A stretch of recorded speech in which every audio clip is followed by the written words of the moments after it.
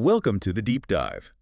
We sift through the sources, find the fascinating contradictions, and hand you the synthesized knowledge. Today, we are putting on our best pair of floating 8-bit shoes and stepping right into a paradox. The 1986 family computer game, Mighty Bomb Jack.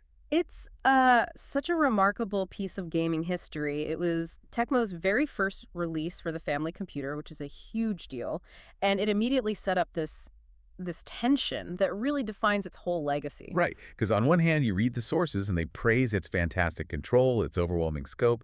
It sounds amazing. But then you get the other side. It earned this infamous nickname, a labor standard violation action game. And that contradiction is really the mission for our deep dive today. How do you make a game that feels wonderful to play, to control, but at the same time build a structure that is just so aggressively hostile to the player? Exactly. To do that, we have to unpack its unique mechanics, especially the punishments that turn this huge adventure into such a grueling trial. So let's start at the beginning. Where did this game even come from? Well, it wasn't just a simple port of Tecmo's earlier arcade hit, Bomb Jack. The relationship, according to the sources, is a lot like the jump from the original Mario Bros. Arcade game to Super Mario Bros. Okay, that analogy is perfect because it signals that big shift from a simple fixed-screen action game to a true screen-scrolling adventure. It's about exploration now. They took that core idea, collecting bombs, and just grafted it onto this massive interconnected map. And when you say massive, you really mean massive for the time, right? Oh, totally unprecedented for the FEC in 1986. The whole game is structured like a giant pyramid with 256 screens, or 255 actual connected screens, to be precise. Which was called an overwhelming volume back then. Yeah. It's this continuous world you have to navigate with basically zero guidance. Yeah, and that scale gives us the setting, this pyramid filled with mummies, totem poles, and then suddenly outdoor areas with trees. It felt really fresh and eccentric, But the story itself is pure high fantasy drama. The stakes are incredibly high. You have the mythical King Pamela, protector of the 7 seas and 6 continents, kidnapped, along with the queen and princess. By the demon lord Beelzebub, no less. And they're all imprisoned in this great pyramid.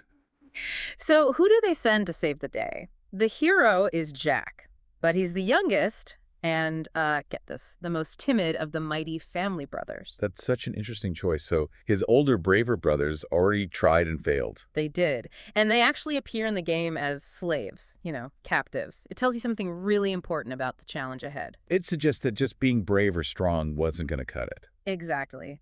This game requires something more. Not just courage, but cleverness, persistence, maybe the kinds of things a so-called timid hero would rely on, finesse over force. That sets us up perfectly for the mechanics. Let's talk about the controls, because this is where the game gets all that praise. Right. For an 8-bit game, the control is just so deeply nuanced. You have your D-pad, A for jump, B for the mighty power. But what everyone loved was this unique floating feeling that Jack has. He has really high air control, right? You can adjust his path mid-air so easily. Effortlessly. And the jumps themselves are brilliant. It's not just one height. You press up on the D-pad as you jump for a high leap or down for a little short hop. That level of immediate vertical control was so rare, it just adds this huge layer for improvisation. Yeah. And every single jump gives you 10 points. So they're constantly rewarding you for just moving well.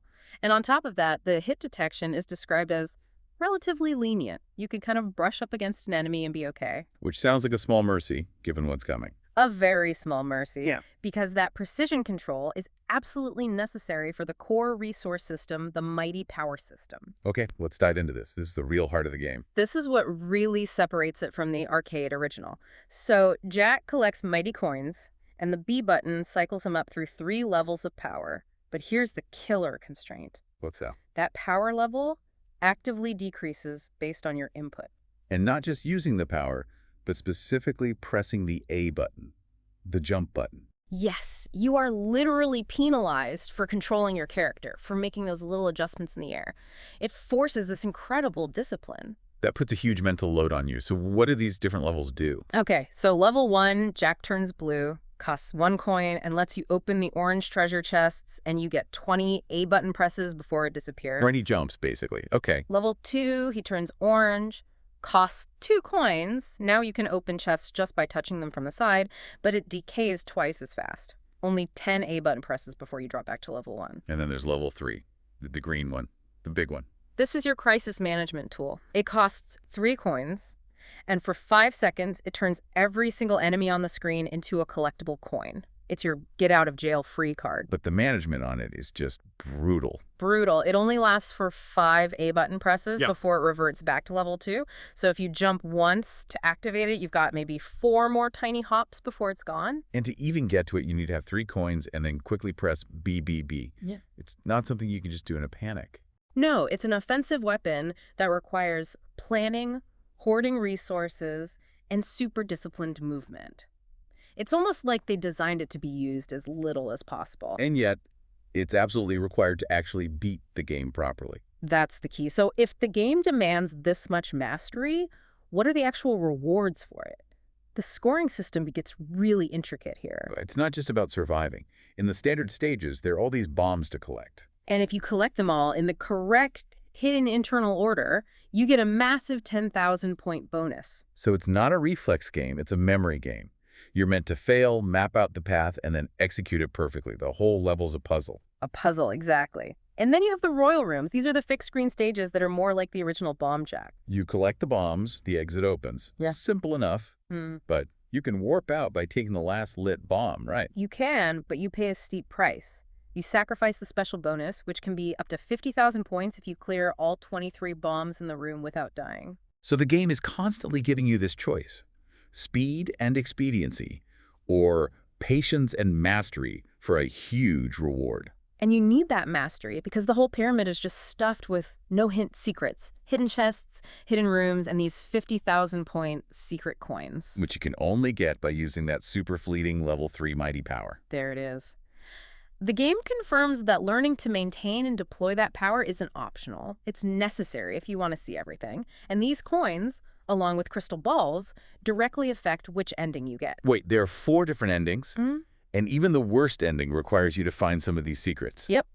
So you have to engage with this deep exploration system, whether you want to or not, just to see the credits roll. Wow. But maybe the most bizarre thing about all this pressure to perform is the metric they use to measure it. The game deviation value. The GDV. It sounds so academic for an action game. It really does. What was it exactly? It's a composite skill score. When the game ends, it gives you this value based on more than just points. It looks at the round you reached, your extra lives, how many secret coins and crystal balls you found. So it's trying to measure the completeness of your run, not just your score. Right. And the context for why it's in the game is fascinating. It was proposed by Tecmo's president at the time. He reasons that, and this is a quote, current children are used to deviation score education. You're kidding. So they literally took a concept from standardized testing in Japanese schools and put it in their video game. That's exactly what they did. It's a direct reflection of that intense competitive educational pressure of the mid-'80s being applied to entertainment. So instead of just a high score, the game gives you a report card, a percentile rank. That just, Yeah. it reframes the whole experience from fun into like a performance review. It totally redefined what skill meant. It wasn't just reflexes. It was about structured problem solving and efficient resource management, the very things you need for competitive exams. It's a wild psychological move. But okay, let's turn to the stuff that really earned the game its nickname. Why is it a labor standard violation? Because the difficulty doesn't just climb, it skyrockets. Mid-game, the enemies get way faster, the pathways get more complex, and it's still a one-hit kill situation. And when you die, you lose everything. All that careful resource management just vanishes. Your mighty power resets to 0. That's the most demoralizing part of the whole loop. You spend ages hoarding coins, you make one tiny mistake, and you're back at square one. You have to start farming for power all over again in even harder areas. But the real masterpiece of sadism, the thing that absolutely seals the deal, is the torture room. The toying, yep. This isn't just a tough level. It's a specific mechanic designed to punish players for being too prepared. I still can't get over this. The game actively punishes you for hoarding resources. It does. If you collect too many mighty coins, the limit is 10, or if your bonus timer gets too high, over 100, the game just yanks you off the screen and throws you into the torture room. So you're punished for being too good, for trying to save up for a tough section. What actually happens in there? It's a triple punishment. First, all of your mighty coins are confiscated. Gone.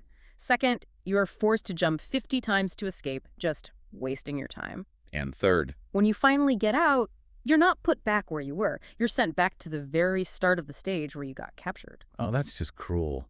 You lose your items, you waste time, and you lose all your progress for that section. It's designed to break you. It ensures you can't just brute force your way through the game with a pocket full of screen-clearing power-ups. It forces you to rely on pure moment-to-moment skill. And then you combine all of that with the sheer size of the game, 256 screens, and the complete lack of any way to save your progress. No save function, no passwords, no palaces. For a game this complex, with mandatory secret hunting, the sources call clearing it normally as extremely strict. It's a true 8-bit endurance run. Despite all that, the game's actual quality was high. The music, for instance, is still highly praised. Oh, the BGM is iconic. The main theme is light and high-pitched, very frantic. But the hidden passage music is all mysterious and intense. It's the perfect soundtrack for your suffering. And there's that incredible piece of history, the ultra-rare version of the game. Mighty Bunchin' Jack. This was a special version given away in April 1986 to kids who went to a TV program taping. And what was different about it? Almost nothing, except for one absurd detail. The bomb sprite was replaced with the face of the show's host, Katsura Bunchin. They replaced a key game item with a celebrity's face. That's fantastic. How rare is it? Well, the cartridge itself was unlabeled, and the estimates are that only about 30 copies were ever distributed. It's a true holy grail for collectors. All because of a televised face swap. Amazing. And finally, the game's difficulty became so legendary, it found a second life in modern gaming culture. Absolutely, thanks to the show Game Center CX, it really cemented the game's infamy. The host, Reno, had to try for 4 straight days to beat it. 4 days. And that struggle was so epic it inspired a movie, right? It did. Game Center CX, the movie 1986 Mighty Bomb Jack, the fact that the challenge was big enough to anchor a feature film decades later tells you everything you need to know. It really does. So in the end, Mighty Bomb Jack is this perfect transitional fossil in game design. It had superb, complex action mechanics, and this impressive scope was a huge leap forward. But the punitive structure, the torture room, the power decay, the lack of saves, it just made it needlessly inaccessible. It feels like Tecmo built a Ferrari and then designed a road that would punish you for going too fast, or for stopping too often. Yeah, it was a technical masterpiece of control, but it was hindered by a masterpiece of cruelty. Which brings us all the way back to that game deviation value, that weird academic score. And we'll leave you with this final provocative thought.